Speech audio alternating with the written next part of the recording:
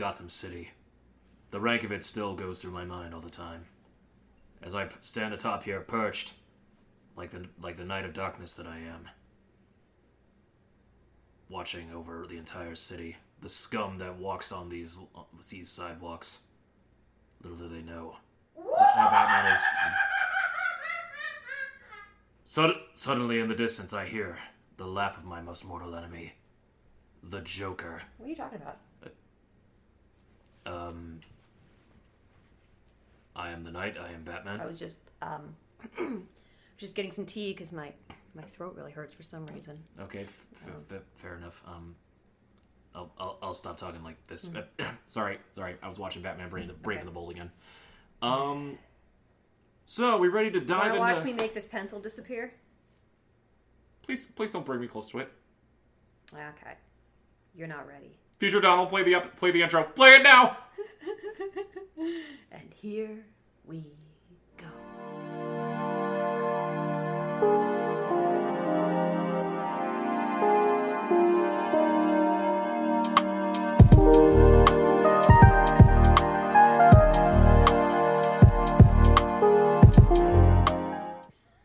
That was just as stupid as our intros usually are.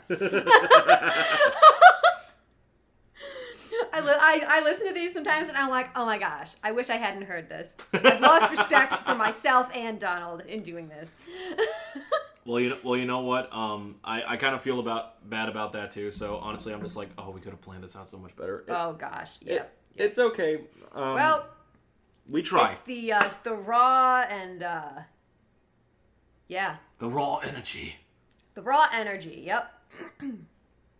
So, are we ready to dive into 8 decades worth of history? No, I know pretty much almost nothing. I've seen like 2 of the movies. Well, we'll go over a little bit of it. But awesome. First and foremost, we got to get introductions out of the way. Oh, that's right. What's going on, ladies and gentlemen? As always, welcome back to the General Geekery Podcast. Woo-hoo-hoo! This is, of course, the podcast where we love to geek out about all that we love to geek out about with no remorse. No regret. And with all of the enthusiasm in the world. Indeed. As always, we are your hosts. I am Donald Kaczynski, your resident coffee ninja by day, actor, gamer, streamer by night. I could probably roll the R on that a little bit longer, but I don't want to bore anybody. As always, joining me, she is our artiste extraordinaire, Dice Slinger Magnificent. I probably messed up both of them a little bit. You did. You flip-flopped, but yeah, keep going. Yep. And our resident video game inept, that one I didn't mess up. And our resident ramen expert, she is the one and only Hannah Kubiak. Hello, it is I, Hannah Kubiak. So, I gotta come up with like a catchphrase that I say whenever my name comes up, like hello, like yo, get your noodles. I don't know. I'm deceased. And I actually ate ramen today. Yes! Just like the ones where it's just like a packet, a dried square of ramen and you pour hot water over it. Ramen for days. It was mediocre, to say at best, you know. Oh, I believe it. You're the ramen expert. I am beginner stages when it comes to ramen. If expert means that I spent many years of my life eating mainly ramen, then yes. Indeed. Not good ramen, though. I should go to a ramen shop sometime and just see how it's done. We'll figure it out one of these days. I'd love it. So, today, at the time of recording of this episode, we are recording this episode the days before the new Batman movie with Robert Pattinson is meant to hit theaters. I'm very excited about that episode. This is totally on my periphery, actually. I didn't really quite know anything about this until like a couple days ago, honestly. Yeah, this totally slipped my mind. I didn't realize that the date was fast approaching. I'm really excited to go see that movie. Yeah? I want to go see that movie. And I figured, since I'm Batman heavy again, I realized we never really did a full episode talking about arguably one of the most famous superheroes in history. Mm-hmm. We're talking like top 3, top 5 minimum. Yeah. Weird. Did we talk about Joker, or was that just in my brain? I feel like we mentioned the Joker every now and again, like especially the psychopath episode. I think. Oh, right, yeah. We made He's a brief more of a reference to. sociopath. He's quite obviously a weirdo. Yeah. So we never actually really talked fully about the history and mythos of like Batman. So I figured, why don't we talk about what is one of the longest running and one of the most famous comic book superheroes of all time? You said that you had very little knowledge about Batman. I have very little knowledge. I am, as they say,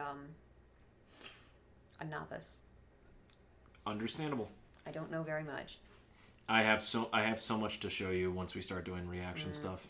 Teach me. We might have. Yes. We might actually have to. Be my Liam Neeson. We might actually have to dedicate an entire month to Batman, possibly. Oh man, just dedicate a month to everything that we do because there's just so much to say. There's too much to say. Too much information. So, the character of Batman originally debuted in 1939 as a part of Detective Comics issue number 27. So March 30th of 1939. Oh, he was born in March. Who knew? Oh. I actually didn't even know. With the original creators, Bob Kane and Bill Finger. Now, oddly enough, when I was researching this, Bob Kane was always the one that was credited as being the creator of Batman. He made a mentioning pass to like Bill Finger like in the past, but it wasn't until Bill Finger. Bro. Bro. But it wasn't until like the past few years that with Bill Finger's descendant, I think it was his either daughter or granddaughter that brought forth all this documentation that Jill Finger. Bro. All this documentation that he was also pivotal in the creation of Batman, that he should get a co-credit as being the creator of Batman alongside Bob Kane, who also gets the co-credit in almost every single Batman story that's ever produced. Right. Which he did. And the Batman series always followed around obviously the Batman. Billionaire, bachelor, playboy, Bruce Wayne by day, Dark Knight of Gotham City by, obviously, night. So we all know how the origin of Batman began.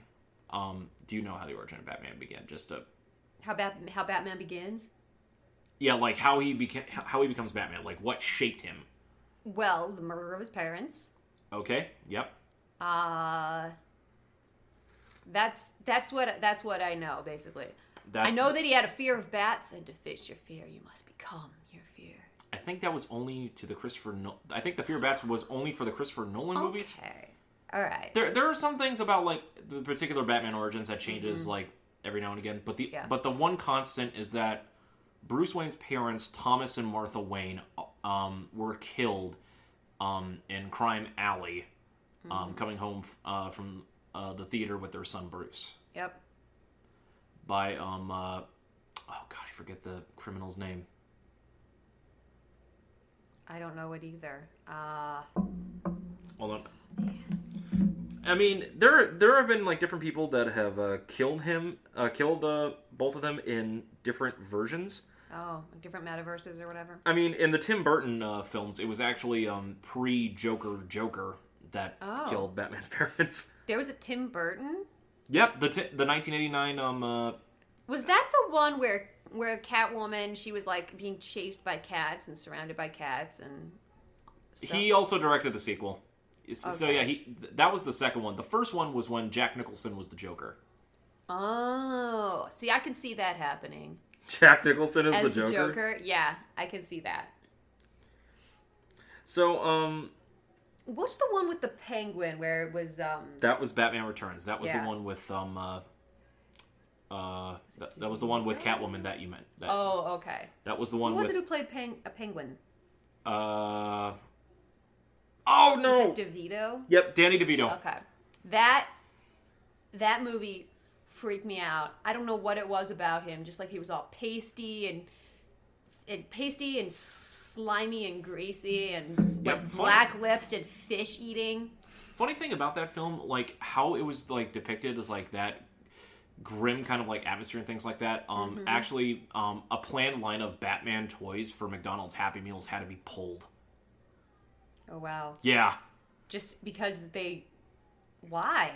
Just because they were too creepy? The film was very off-putting for like younger viewers, and advertisers were not really happy with it, with like merchandising rights, stuff like that. Right. So Tim Burton was taken off the next sequel as a director and became a producer, with the director becoming oh my god, I forget his name. How am I forgetting names? I don't know, but yeah, go ahead and look that up. But yeah, now thinking back to that movie, I totally get that was a Tim Burton movie, because it had that same kind of Joel Schumacher. Yeah, it had that same kind of like creepy, kind of gross, but also kind of comical atmosphere. Yep. You know, that Tim Burton often has. Well, the Burton It style kind of reminded me of Edward Scissorhands, where it's sort of like different elements sort of clash, you know? Well, the funny thing is, like, the first Burton Batman film actually is beloved by a lot of people. Mm-hmm. Like, I still consider that one to be, like, one of the best, like, comic book superhero films, like, of all time. Just because, like, Burton's style mixed so well with, like, the original gothic atmosphere of, like, the original comics. Yeah. That really made it shine. Mm-hmm. And which one was that? You want me to close the... Yeah, if you want to close the window, that's perfectly Yes. fine. We had, there's some, chatters outside. Oh, they got a tent. Oh, dang. I don't know what that is, actually. It looks kind of like a tent. It's like on the outside of the car. Strange. Indeed. But, realistically... Here's a car tent! But, a lot of the original, like, greatness of the Batman films is from, like, the golden age of comics. Set the stage for, all the different, iterations of how Batman would come about, like Gotham City, his Rogues Gallery, many classic ones that appeared around the time, such as Joker and the like, appeared very early on in his career. The iteration, the sidekick Robin, which there have been, in the main continuity, I think like 4 or 5 different people that have taken up the mantle as Robin, including Bruce Wayne's own son. Bruce Wayne's son? Mm-hmm. Oh, you mean the character of Bruce Wayne's son? I thought you meant like the actor's son, and I was like, you mean the actor who played Bruce Wayne? Yeah, okay. The character's son. Because, all is clear now. Okay. Because in the comics, the 4th Robin, Damian Wayne, is the son of Bruce Wayne and Talia. Damian Wayne. Yep. He's the son of Bruce Wayne and Talia al Ghul. Hell yeah, Damian. I like that name. It's so edgy. Damian. Yeah. But then the campiness happened. Insert the Adam West Batman. I'm just gonna go ahead and just do the song. Batman.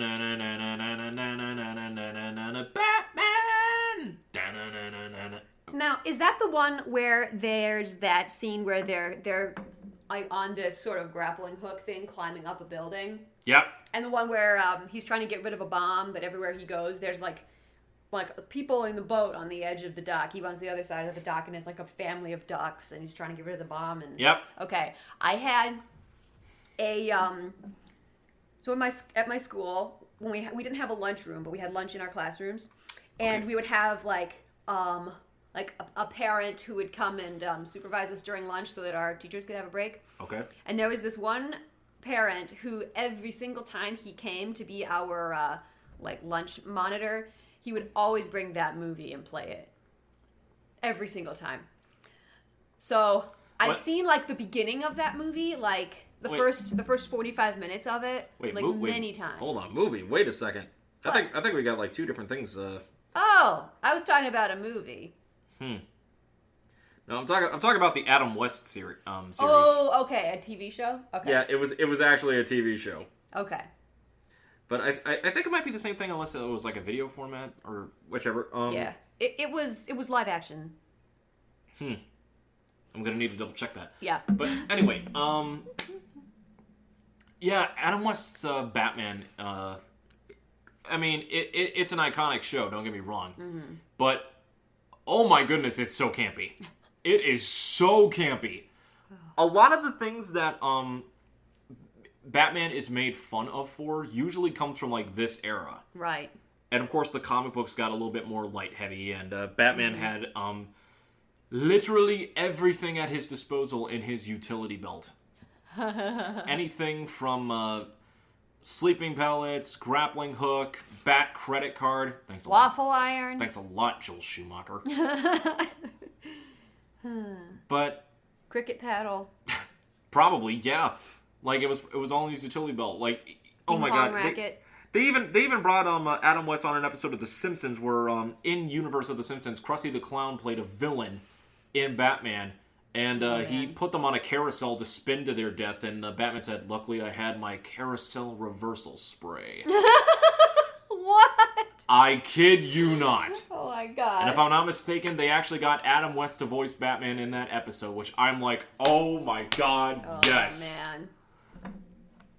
So, yeah, Batman has been subjected to a lot of parody over the years. Oh my goodness. Much. I can see that coming in handy later on in this episode. So, for a good amount of time, like in between the 60s till about probably the 21st century or so, like outside of like the first Tim Burton film, Batman had been made fun of like constantly. Yeah. They're at least in like the main public view. Yeah, see, I have like these two different perspectives of what Batman is like, and one is that kind of like the like wham, pow, like to the Batmobile, kind of thing, and then the other one is the like I am the night, and like the whole thing is like it's so dark you can almost not see what's going on.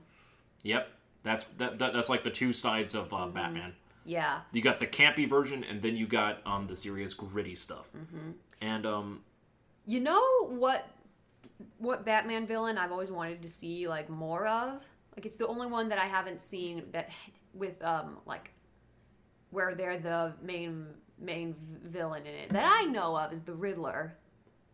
Is there one where he shows up? The third the first Joel Schumacher film that he directed for Batman, Jim Carrey was the Riddler. Holy. And actually in the Robert Pattinson film, I was gonna say the cup of coffee with the question mark in it. I was like, oh my god, she's gonna be the Riddler. The Riddler is confirmed to be the main villain, and I think they were going for a Gemini killer-esque like aspect. You mean Zodiac Killer? Yeah, the Zodiac Killer. Yeah.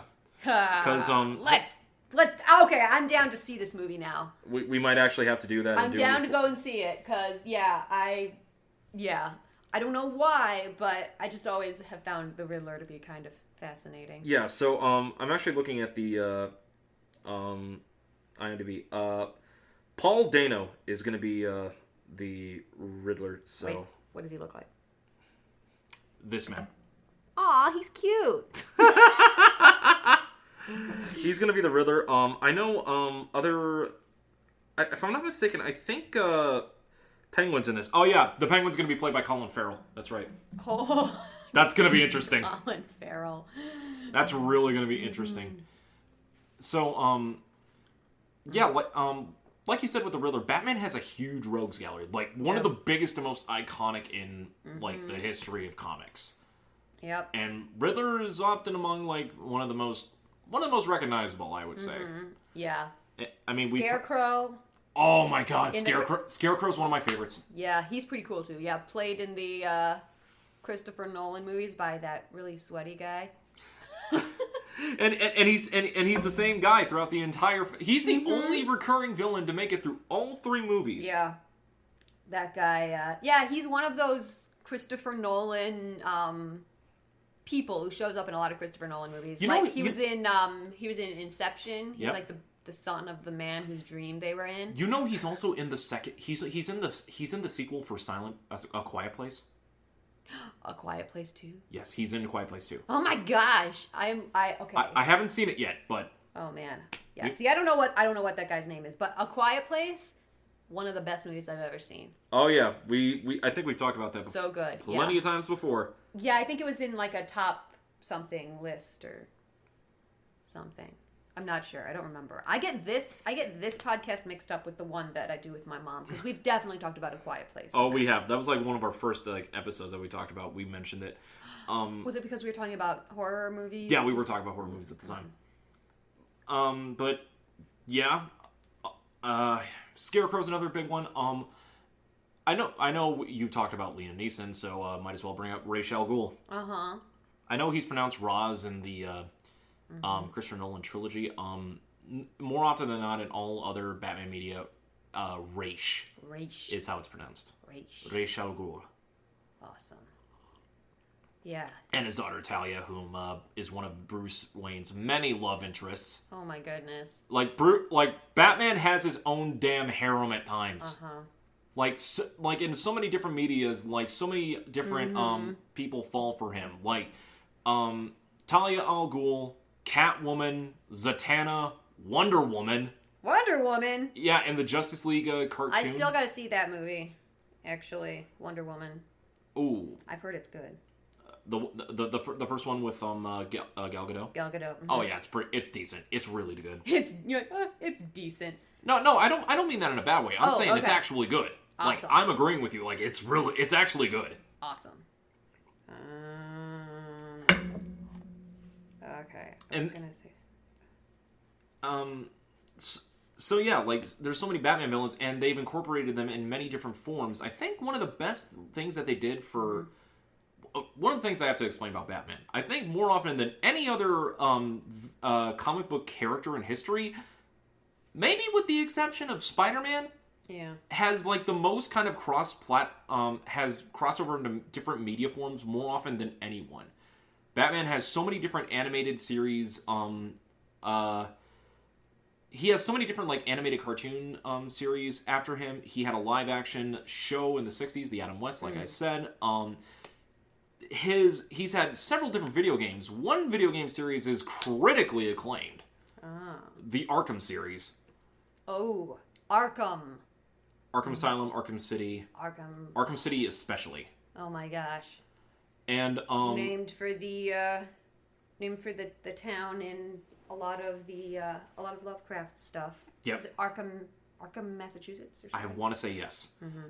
And Arkham City has the depiction of, in my opinion, one of the most underrated Batman villains in the mainstream, Dr. Hugo Strange. Oh. Okay. More of a Hugo Strange. Yes, Hugo Strange. One of the more intellectual Batman villains, as opposed to like a physical threat. Oh, okay. Like he's like a criminal psychologist. But he's a fascinating villain. Like it's like a intellectual thing, because one thing about Batman, he has the title of the world's greatest detective, for damn good reason. Yeah. Like he's a super sleuth, and he has matched heads with some of the most intelligent beings in the DC universe, which exceeds into the cosmos. Yeah. Like the character in DC Comics, Darkseid, who was basically like an omnipotent, godlike being. Yeah. Batman can match him in intelligence. Wow. So, yeah. Batman's one of the smartest damn characters in comics. Wow. What about Spider-Man? I would say Spider-Man is also pretty dang smart, too. In terms of a battle of wits, it's kind of hard to differentiate, because the thing is, Bruce Wayne comes from money. Yeah. He comes from money. And Spider-Man is a kid from the streets. He's a dumpster diver. Right. And both of them are equally intelligent. Spider-Man has a little bit more in terms of, like... Street smarts! Street smarts and stuff like that, just because, like, he created such amazing stuff from junk. Now, if he had the kind of money that Bruce Wayne had, they would be on, like, an equal kind of playing field in terms of, like, the gadgets that they could whip out. I mean, we've seen that, like, with Spider-Man inheriting Tony Stark stuff in the Marvel Cinematic Universe. So yeah. We've seen what he can do. But, both of them are pretty damn intelligent. I think, for, Batman having to deal with more cosmic beings than Spider-Man has, I think Batman may have a little bit of an edge up on that. That's just experience, though. Yeah. Plus, I mean, Spider-Man was like created in like I want to say like the 60s or so, and like Batman's got like 20, 30 plus years on him. Yeah, Batman's been around since. Did you say the 30s? The late 30s, 1939. Whoa. I think the only superhero that beats him by a year is Superman. Wow. Okay. Superman was created first.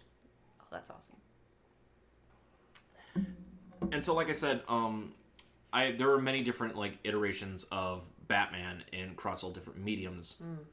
One of the first ones that I watched as a kid was the Batman animated series. Okay. That was shown on Fox Kids back in the 90s. The design and aesthetic was actually based on the Tim Burton Batman film. And the entire show in its original series was drawn on black paper. Oh my gosh.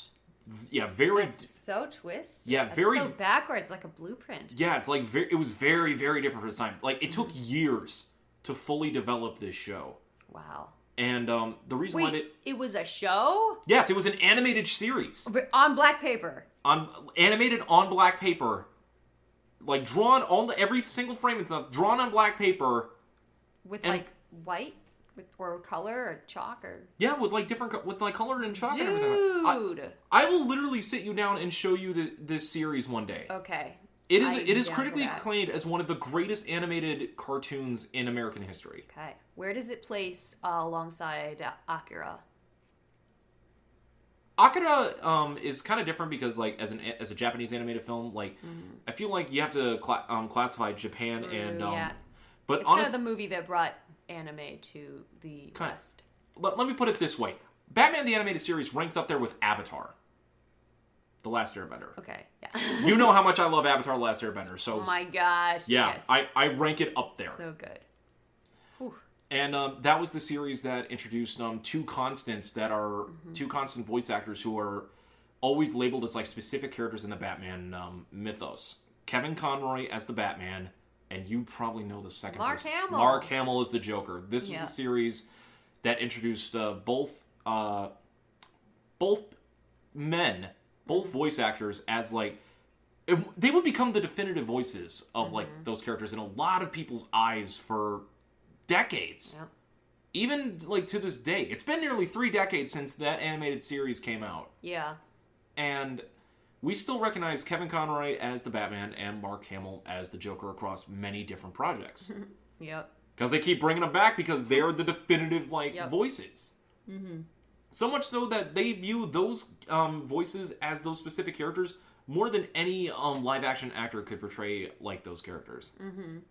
That mean you mean it's like it's on their resume the most? Or oh, it's like on their calling card. Oh, it's just because like they have been those characters across more different mediums instead of just like singular films. Oh, okay. So there's a little bit more of a connect to that. Like movies and shows and video games and stuff. Cool. It's kind of like when you see as a child a specific kind of character, things like that, for the very first time in your mind. Yeah. They will have that same kind of appearance, same kind of voice, and everything like that. And whenever you see that character, just as like a picture in a picture or something like that, even if it is like a different person portraying that character, the first thing that'll come to your mind is that one that you grew up recognizing. Right. It's like childhood connection. And that's how it was for Kevin Conroy and Mark Hamill for a lot of people. Yeah, like for me, Bilbo Baggins still looks like the one from the Rankin Bass. From the Rankin Bass. Yeah. Exactly. Yeah. So, oh man, it's a creepy show. It was a creepy little special. Oh man, I gotta watch those again sometime. We need to watch the Ralph Bakshi version of Lord of the Rings too. Oh my gosh, we need to just watch stuff. We need to watch so many things, guys. Watch stuff. So speaking of watching stuff, what Batman things have you watched? Okay, let's see. Because I feel like I've been prattling on way too much. Oh well, I mean, you have more to say than I do. I have seen that movie, the live action one, with the one where they're climbing up the wall. You have a shirt with this on it. Oh, yeah, I know it. Old school, but Old school. Yeah, that I've seen that one. That's the one that my lunch monitor would bring all the time to play in our classroom.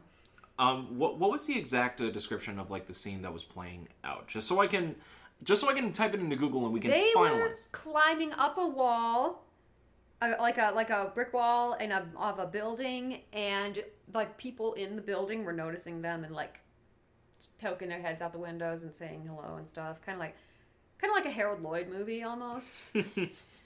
If you've seen Harold Lloyd, like that guy, a lot of his characters end up climbing buildings for whatever reason. Right. Hold on, let me see. Come on. Where is it?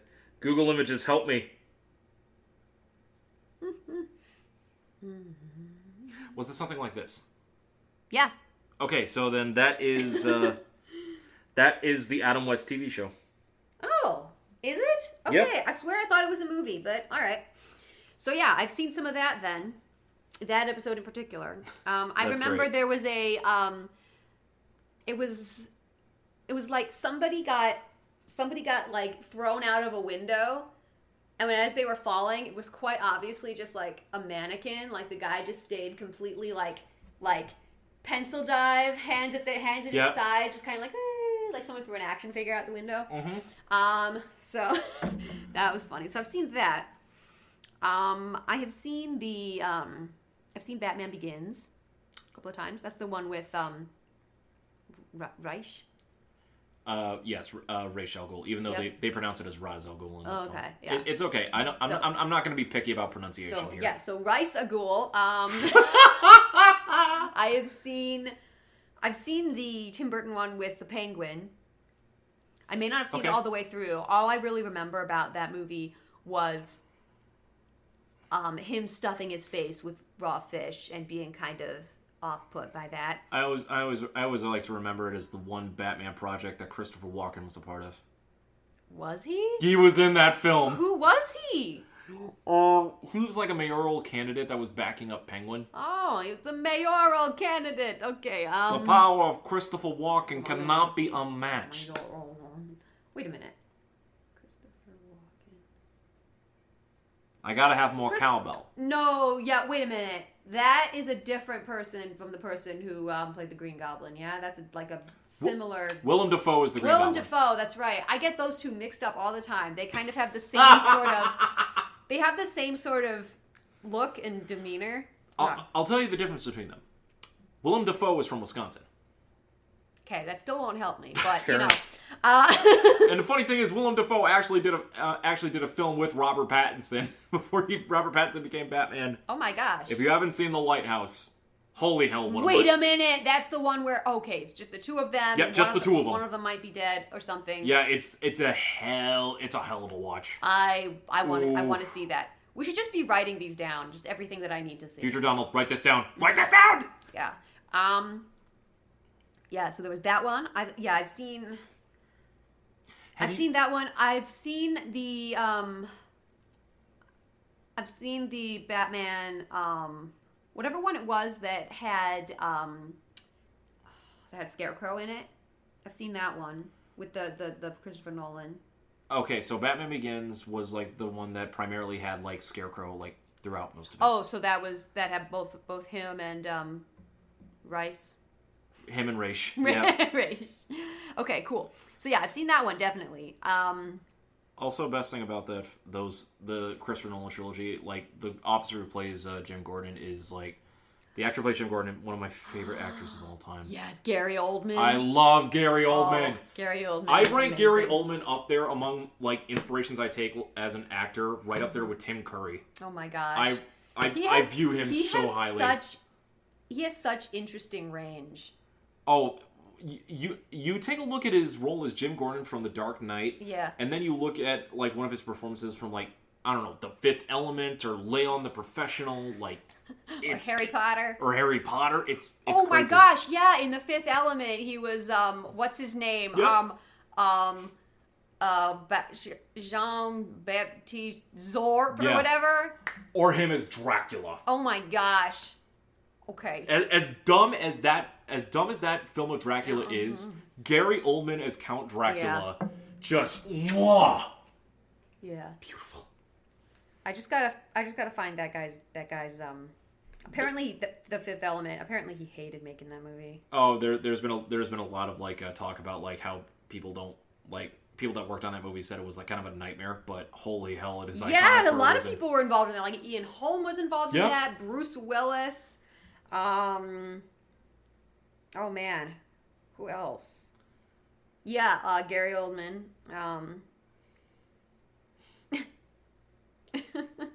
Oh, since we're talking about the Zorg, that's his Zorg. name. Yeah. Since we're talking about the Dark Knight trilogy, did you see The Dark Knight?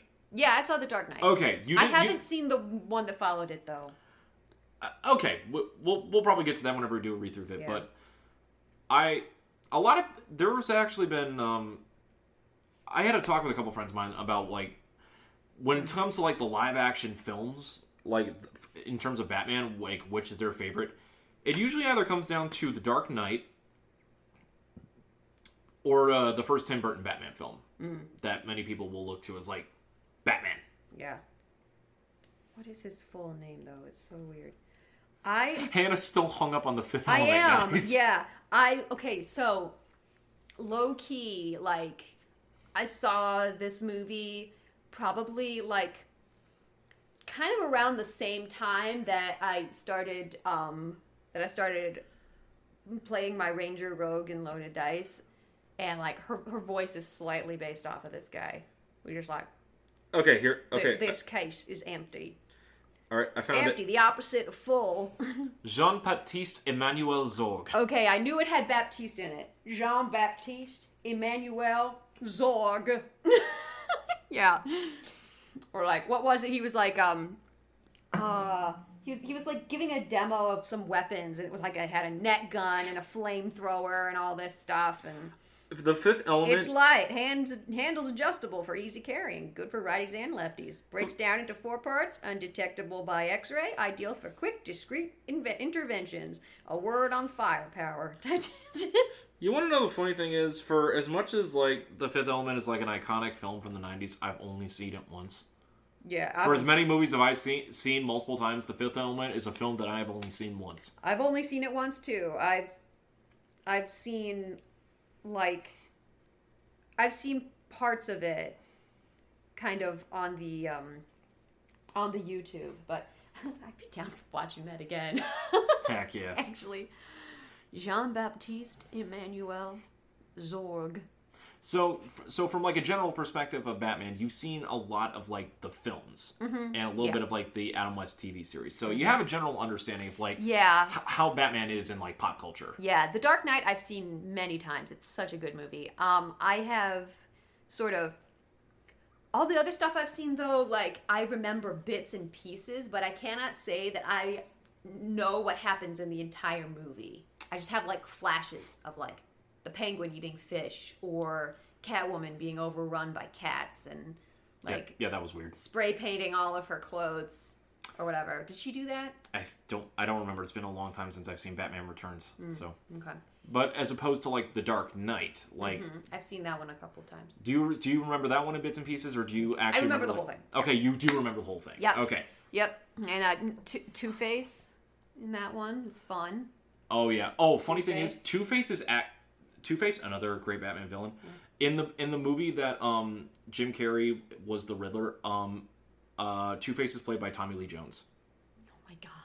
And Tommy Lee Jones literally said to Jim Carrey on the set, like, he took him off to one side and he said, "I cannot stand you. I cannot tolerate your buffoonery." Jim Carrey went on interview and said this. I cannot tolerate your buffoonery. "I cannot tolerate your buffoonery." Oh my gosh. Yeah, but Tommy Lee Jones, of all people. Yep. Two-Face. I wonder. Funny, I wanna make some sort of reference to the Giannis Corporation right here. You know, the funny thing is, originally, Two-Face was the person who was supposed to play Two-Face was Lando Calrissian from the Star Wars films. Oh, Billy D. Yeah, Billy D. Williams. Billy D. Williams. Because Billy D. Williams played... Now that is a good-looking man who aged well. Because Billy D. Williams originally played Harvey Dent in the first Tim Burton Batman film, but he was supposed to be Two-Face, but they didn't bring him. But they weren't able to bring him back. Oh my gosh! It was a thing they actually corrected in the Lego Batman film. Oh my gosh! They actually cast Billy D. Williams as Two-Face. Okay. And it's like, they corrected a mistake! Oh, man, yeah. And also, I do highly recommend the Lego Batman film. One, for making fun of, like, all Batman-centric, silly Batman-centric media, but also paying homage to it all. Yeah. It's Darkness, no parents. That was just the Lego movie, but... Indeed.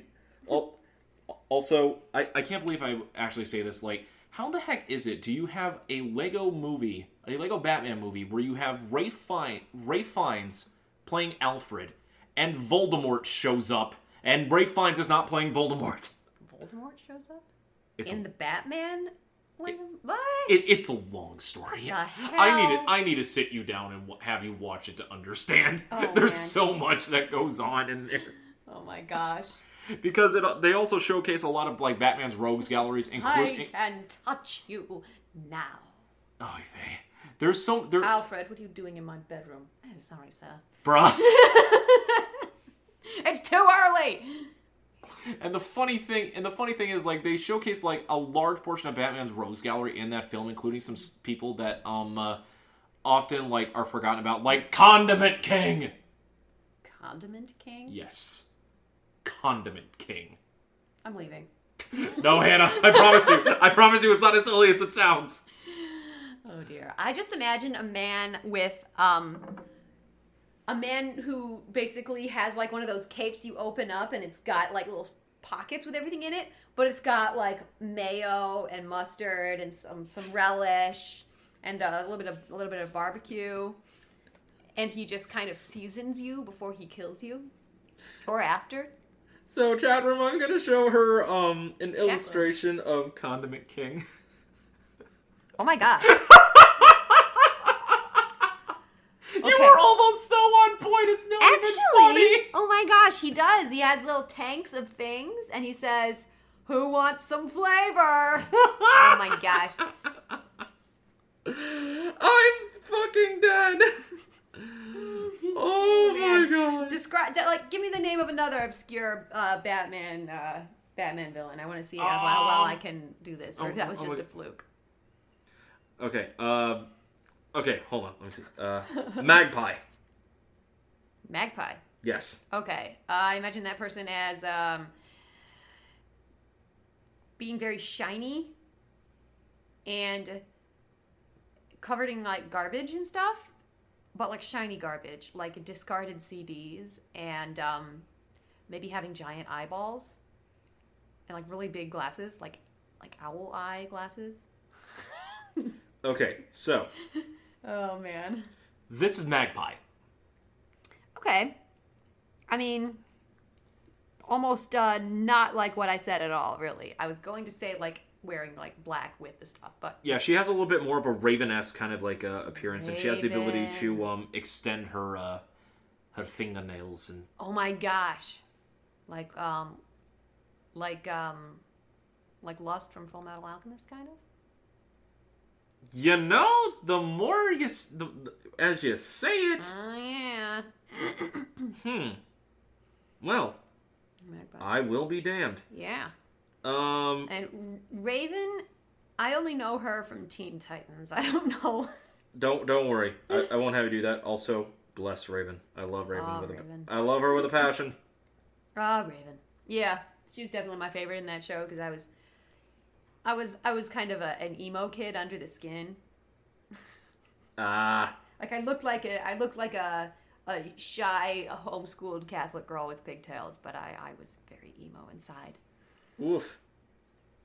Oh, I'm that whatever that personality type is, where it's like looks like a cupcake but could actually kill you. Professor Pig. Oh dear. I just imagine he looks like that that pig alien from Christopher Eccleston, Doctor Who.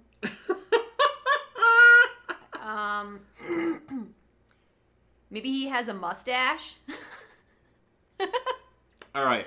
Professor Pig. Oh, that's pretty much exactly what I was imagining. Just a person with a pig's head. You want to know the interesting thing? He's a butcher, it looks like. He's a surgeon. Okay, that's creepy. Does he have trotters or does he have fingers? He has fingers. He has fingers. Oh, pigs with fingers.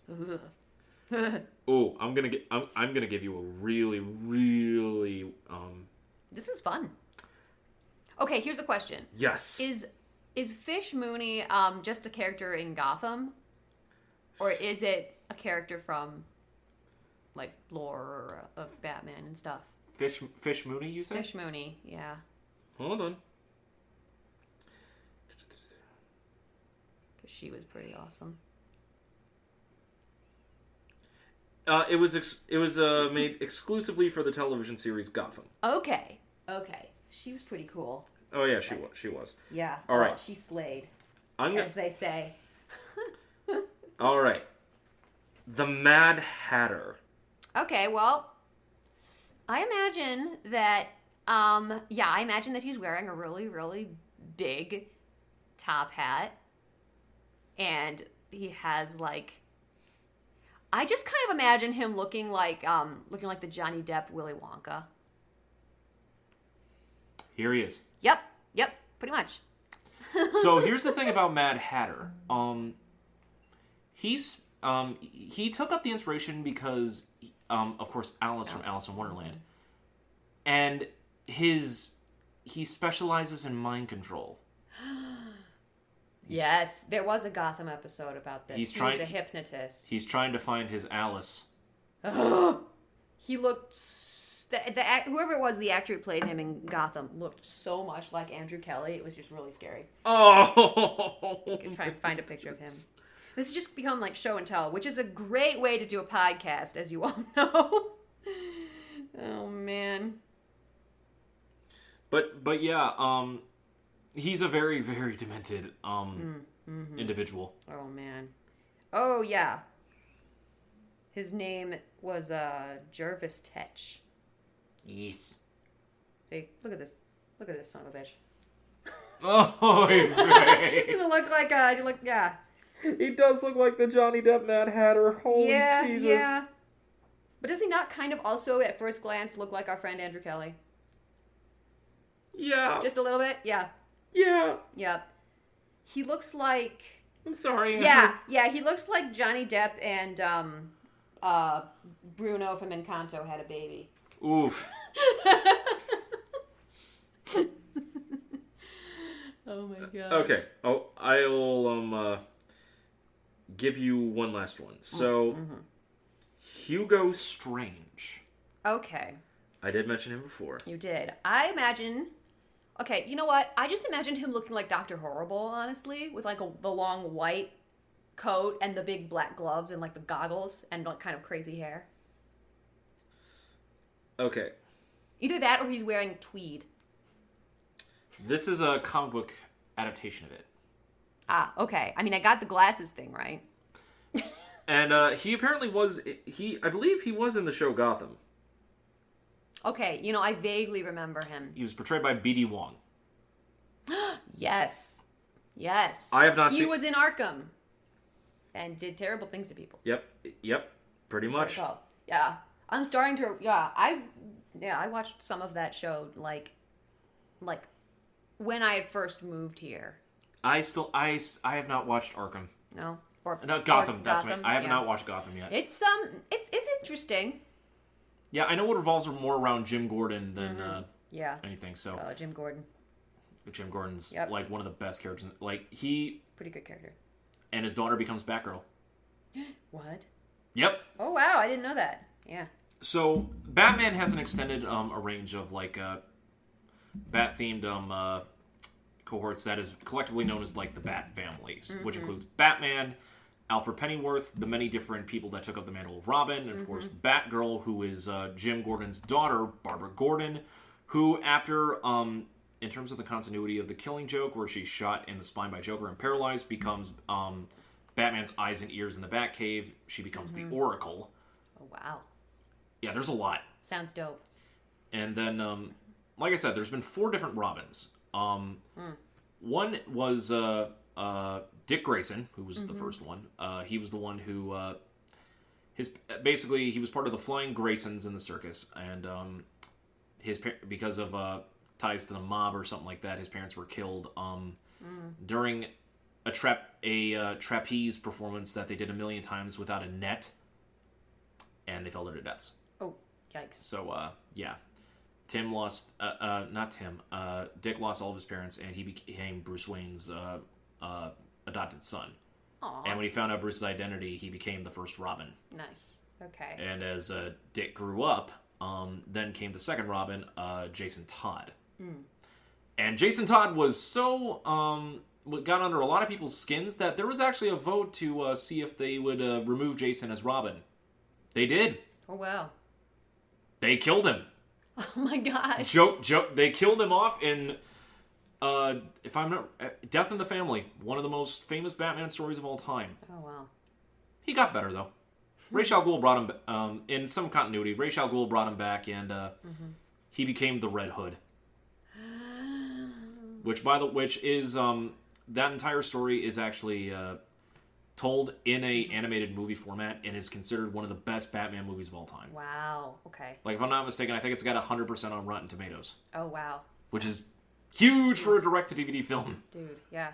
He was killed, but I got better. I got better. Yeah, he turned me into a corpse. I got better. And then you got Tim Drake's Robin, which was, he was the third Robin. And then the fourth Robin was Damian Wayne, which I believe they also recently killed him off. Damian Wayne. Damian! And... Such a metal name. I know. But, and, yeah, like... It's right up there with, like... Marcus. I don't know. Marcus. Marcus and Damian. Yep. But, yeah, some... Like, a lot... Like, Batman has, like, introduced, like, so many, different, characters that have also become very legendary in... Like, pop culture and comic books especially. I mean, especially Robin. Like, of course Robin. If you mention Batman, people will also know Robin. It's just the dynamic duo. Yep. Like Ben and Jerry. Batman and his boy Wonder. Yeah, exactly. Like Ben and Jerry. You pretty much hit the nail on the head on that one. Yeah. So, yeah. Well, I mean, talking about this, I definitely want to go and watch some Batman stuff. we might have to dedicate an entire month. Yeah. There's this friend of mine on Instagram who he does content for his page called The Bat Feed, which is pretty big. So if anyone wants to take a look at that, it's pretty cool. Pretty cool. Like apparently he like makes enough money to live on through the Bat Feed. That's amazing. I know. That's particularly amazing. I know. I mean, like, Batman itself is like an institution. Like, so many different things that have happened in DC Comics, like their entire continuity in particular, has revolved around Batman in some way, shape, or form. Like the deaths of certain characters, the rise of supervillains. Batman was one of the 7 founding members of the Justice League, alongside the likes of Superman and Wonder Woman. He has been a constant fixture in throughout multiple different eras of comic book history. Some of the best comic book films, most critically acclaimed works, have come from the Batman mythos, such as Death in the Family, The Killing Joke, The Dark Knight Returns, which I've mentioned previously on the show. Oh yeah, when we talked about comic books. That's right. And he is one of the superheroes that have basically broken into pop culture. Like, if you ask anybody, like, to name a superhero, more often than not, Batman will probably be like one of the 3 or 5 names that is often said the most. Yeah. Alongside the likes of Spider-Man, Wonder Woman, Superman, and whoever the 5th one would be. The 5th one tends to switch out often enough for a lot of people. But Yeah, that is Batman. And with and by the looks of things, the Robert Pattinson film has been very hyped up for about a year and a half. And it seems to be taking place like early on in Batman's career, where he's still like angsty and like still full of rage. Because a thing. Is there a time when he wasn't? Well, I mean, Bruce Wayne has vowed to himself that he will not kill. Maybe there's a reason for that. There I is. wonder why. I mean, he outright said so in like one of the animated films, which I think best personifies, because he's in a situation where someone is basically chewing him out for not killing the Joker, and Batman's like, you don't understand. I only have one rule. And the guy's like, oh, what? It's you can't kill? Your moral compass won't allow it? It's too hard for you to do it? And he's like, no, it would be way too goddamn easy. All I've ever wanted to do is kill the Joker. Do everything that he has done to others and then just end him. But if I do that, then I know I will not come back from that. Yep. You're no different than they are. He's smart enough to know, like, what he is capable of. So it's like the strongest of moral compasses for him personally. Yeah. I mean, there have been some stories where Batman's moral compass, like, he has killed and he has never come back. There is a fantastic story in the DC universe called Flashpoint, which pretty much rebooted the entire DC universe. Where in an alternate timeline, it wasn't Bruce's parents that were killed. It was Bruce himself. Oh, right. Yeah. I've heard of that. Isn't that, It's one of the episodes of that show, What If, isn't it? What If is Marvel specifically. But, I thought Batman was in that one. Okay. No, it's okay. Okay. Maybe you were just telling me about this. I think I was telling you about this. So, the Flashpoint storyline, the Flash, used the power of the Speed Force to go back in time and prevent his mother from dying. But by doing that, he does not become the Flash, and a bunch of other things happen in the timeline that change everything. Right. Bruce Wayne dies, and his father, Thomas Wayne, becomes Batman, and his mother becomes the Joker. What? Yes. Oh my gosh. It is implied that his mother becomes the Joker. That's insane. And that's awesome. And Thomas Wayne's Batman uses guns and shit. Ooh. Like, Flashpoint is a huge storyline that, like, changed a lot of stuff. They actually made that into an animated film, too. Wow. So, okay. I really want to watch that one again, too, because it includes, like, one of my favorite, like, Batman moments that does not involve him beating anyone up. Because Barry Allen, who's the Flash, goes back to fix everything to stop him from, like, changing the past. Batman's father, Thomas, in the alternate timeline, wrote down a letter to share to Bruce that Barry managed to give to modern-day Batman. He reads it, and it has words on there that's rather so proud of him. It's one of the only times you see Batman cry. Aww. I'm like, as soon as he started crying, I'm like, oh, shit. Oh, hell, I wasn't ready for that. Yeah, no. Oh, man. Yeah, you can tell that Batman's one of my favorite characters. I idolized him growing up so much because, like, he was a badass, but he also showed, like, restraint. I mean, against his own detriment, but he taught me at an early age that you have to go through pain to, like, persevere through life, but if you keep fighting, you can eventually reach a place that you can be proud of. For a young Donald who got bullied a lot in school, that was kind of an important thing that I picked up. Yeah. So what do you think after hearing all this Dark Knight knowledge? Well, I've said it already. Like I want to go watch more of this stuff. That's all I have to say, really. Like, I feel like we've discussed thoroughly, but that's just from my limited understanding. We can go more into detail, like, whenever we decide to do a Dark Knight month, which, after the events of this episode, may be sooner than we think. Yeah. But I think for now, we can leave it off at that. Woo! Well, thank you guys so much for tuning in and listening to, well, mostly me, talk about Batman. I provided comic relief.